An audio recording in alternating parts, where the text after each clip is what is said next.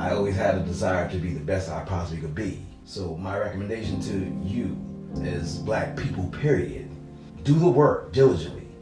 Seek out the best education. Don't be afraid to roll your shoulders back, put your hands in, and grind and work. You're only as good as your last job, so therefore be the best you can be. Because of being black, I knew I always had to be a step above or have additional education, so when I presented myself, that I could not only do the job, but be the best that I possibly could be. The catch is when you're working with someone who don't understand you, you have to be good enough to fit in to keep your job, but not show that you're better than them to intimidate them to lose your job. We would work with teams of up to 300 or 400 people.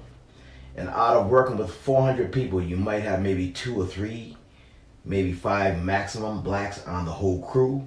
But no one in my position as department head or having a significant title.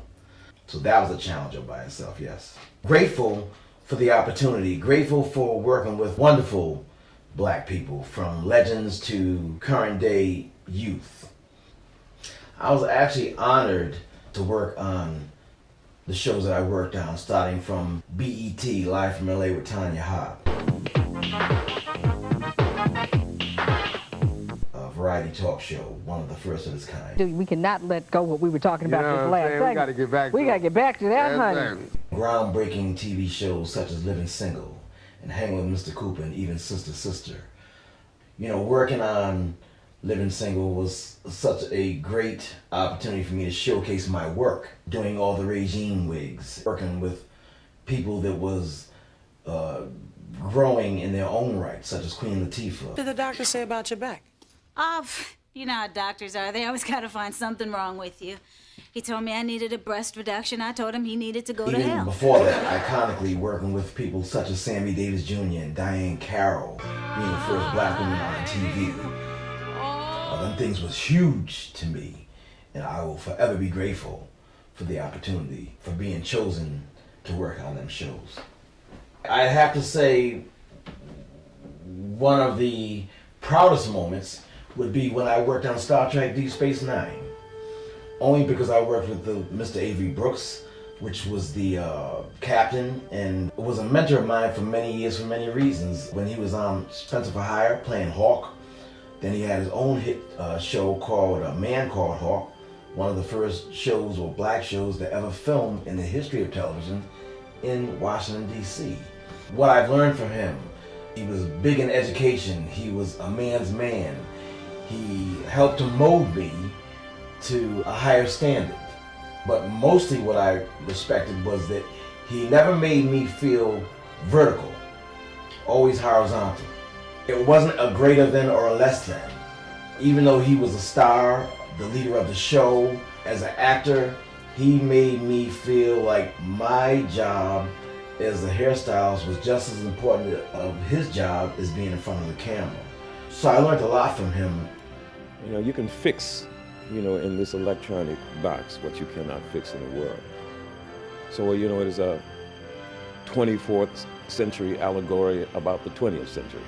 You know what I mean? You can reverse it, if you wanted to, but it allows us to talk about things that we can't fix. I would certainly hope that we can figure that out. Maybe not in my lifetime, but try to figure out some way to ensure peace on Earth, or in the universe for that matter. Even though we understand about the ancient notion of war and man's proclivity to do such things, I would hope that one day we're going to figure that out. I worked with so many celebrities that I dreamed of as a child that became a fruition and a reality. Everybody that I grew up watching in my life on TV as a child, from Esther Roll to Ruby Dee to Flip Wilson was a big mentor of mine back in the day. And to know I've worked with all of them. I've had the opportunity to work with great people or be around great people, such as I've actually met Nelson Mandela. I get chills in my body when I think about the body of work that I've done for the people I've been around. I've been blessed beyond measure. The lives that have touched me, that allow me to touch other lives and inspire. You know, all praises to the higher source and the creator on that one. I was fortunate enough to have accolades all the way through, from outside the industry, from the regular salon days till now. But if I had to say a list of accolades, of course I'm most proud of my accomplishments as a master barber from high school. And then not just a hairstylist, but a cosmetologist. You see, when you're a cosmetologist, you do hair, skin, and nails, the appendage of all. But I was blessed to have won awards to go to Pivot Point Hair School. Been nominated for 6 Emmys. Was on the hair winning team for The Grinch That Stole Christmas. So, Oscar winning hair team. Being the only black or black male out of 70 hairdressers and makeup artists, I was chosen. So that would definitely be an accolade. I hold 4 black Emmys from the Friends of the Black Emmy Nominees Association, which was given to me by people such as Sidney Poitier and Cicely Tyson and Oprah Winfrey. And they all sit on that committee. So to sit in front of people that I grew up and watched all my life and be able to receive them prestigious awards is profound to me. Even before that, I did musical things such as Slick Rick video, Tony Terry video, work with Atlantic Star, work with Natalie Cole, people of that stature. Then moving into the television film side, my very first TV show with Brandy when she was a little girl, Thea, and Thea Vidal. Movies such as The Italian Job, Dreamgirls, Like Mike, Love and Basketball, Brothers, biggest hit TV show ever, ER, being a department head. And then many others that I worked on that I never got credit for. I walked away at one time in my life because I thought I was going to quit and give up and die. Just to come back and give something back and try to leave some kind of legacy, not only a family legacy, but something that the youth can grab a hold of. Sure. To be able to say that I was born and raised here, left, did big things in Los Angeles, now coming back to community, what better way to end life? Yeah. But not to end life, because you got a lot of life to go. Absolutely. And when I came back, after being gone for 7 years, I came back to all #1 hit shows once again. I did The Good Place, Brooklyn Nine-Nine, Veep, The Council of Dads, True Memoirs International Assassin, the Emmy Award winning All the Way with Bryan Cranston. Now we're making history here, Everett. And yada yada yada. I'd have to give and pay homage to BET. Because if it wasn't for BET, springboarded me into crossing over from what we call Chitlin Circuit into mainstream, I probably wouldn't have had any of the successes. So I'd have to say one of the greatest things for me was the BET era. Early on in my career, I realized the importance I don't think people understand of being a hairstylist. You're much more than just a hairstylist. You become a person's friend, their confidant, their psychiatrist, their sounding board.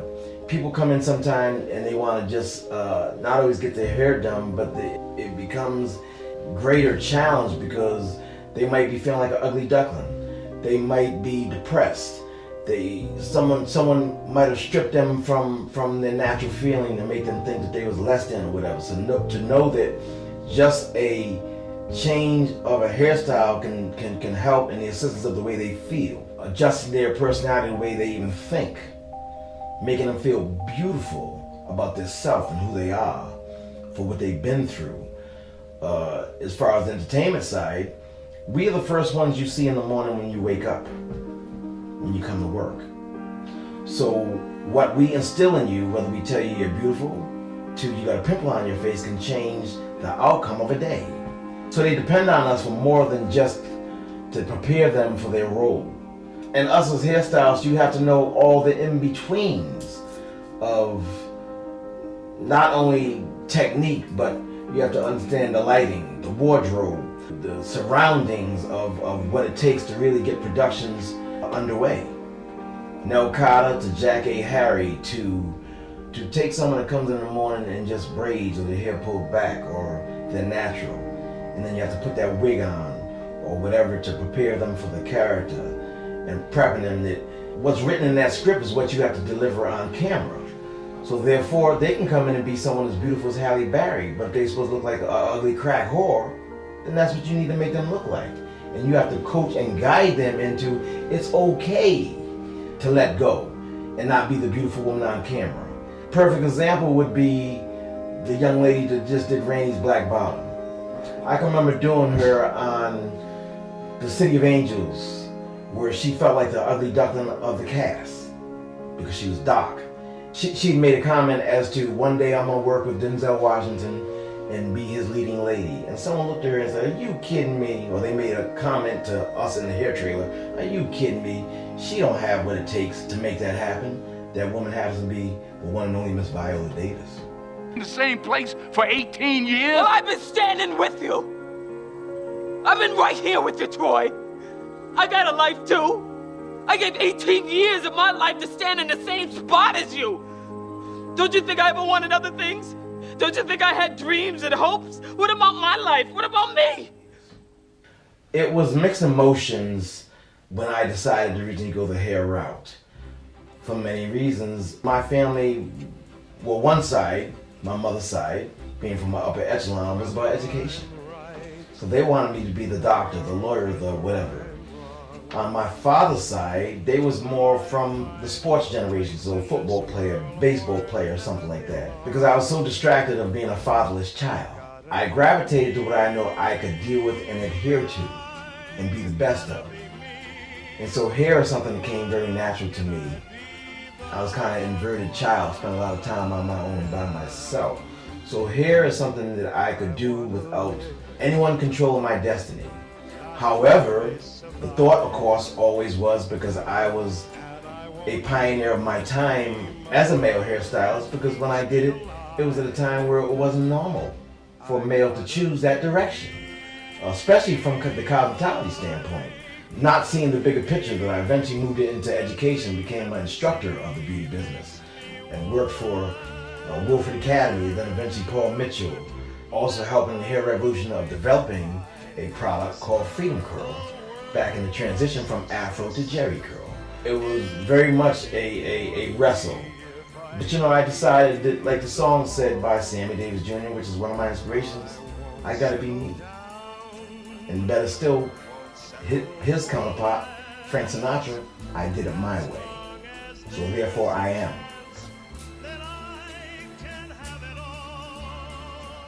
I certainly can't say I'm the first of, because the world is vast and wide, but I surely was a pioneer in the instrumental part of introducing a lot of trends. The Jerry Curl was once a greasy mess. I'm not talking about that Jerry Curl. Freedom Curl, we revolutionized the Jerry Curl by coming out with a greaseless form of the look. So there was no greasy rub off, and that's what set us apart from the everyday Jerry Curl to when I became involved with the product that's known to be called the Freedom Curl. After that, because I had a mixed clientele, I felt a need to have a product that was a crossover product that worked on everybody. So I developed my own line of products called Batu. Bringing about total unity was the concept behind the product. A product that was designed to reach not only just us as black people, but all people, whoever sat in my chair, whether you're black, white, Hispanic, Asian, or whatever it was. That's the first thing. Secondly, I came into the special effects of hair, is what I like to call it.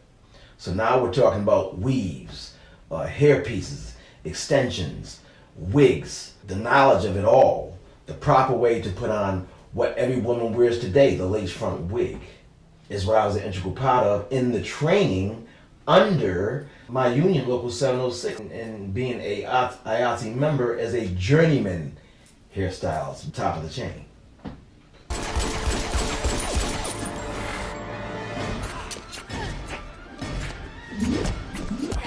I ended up working on Matrix Reloaded. There's twins on that particular show that have the dreadlock wigs or whatever. The fascinating thing was the way the wigs was designed, because it was a half piece. The whole front of the skull was bald or whatever. I had to develop a technique to be able to anchor them wigs on.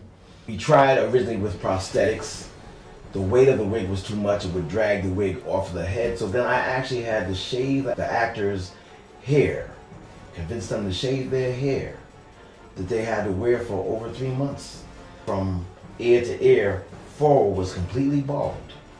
And then I had to develop an anchor system of support to put them wigs from here back. Because as you see in the movie, they've had all kinds of stunts and crazy shakings of the head and whatever, and to save the value of production, they couldn't come off. So using the techniques that I learned in the union, as well as perfecting them to my own standard, I was able to create that look. And for that, I'm forever proud of. I was always told that I would never be nothing. From being a fatherless child, they always said my father wasn't about nothing. Instead of me internalizing it, such as my brother did, I decided to make success my victor, and I'll show you attitude. I can show you better than I can tell you. So therefore I moved toward that direction. After I did that, people would often take my confidence as an arrogance. I'm not arrogant at all. I was confident.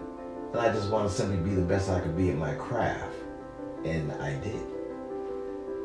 It really didn't impact my career in the beginning until people realized that I was a walking commodity. I was a one-man show, sort of. In production, normally you have to hire a team of people. The reason why I'm set aside and one of the best kept secrets today is because I, under the umbrella of education, was able to be more than just that hairstylist.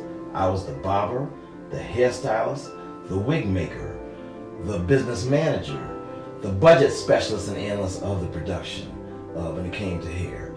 And then that threatened and intimidated the hell out of the average hairstylist, black and white. When I got in the industry, I was one of the first and few blacks. And certainly one of the only male, straight male, blacks in our union. The older, more seasoned hairstylists have been around for years.